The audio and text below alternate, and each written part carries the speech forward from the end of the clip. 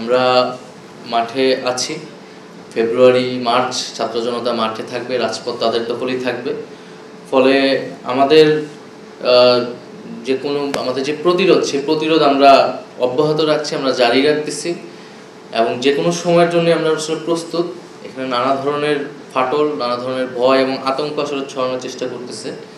তো এই ধরনের ভয় আতঙ্ক দিয়ে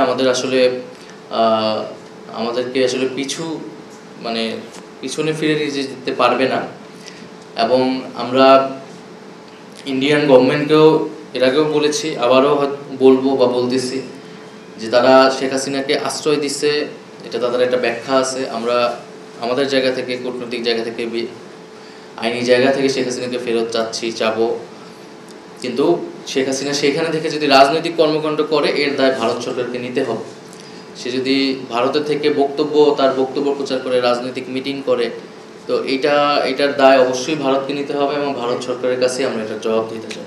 ধন্যবাদ। আসসালামু আলাইকুম।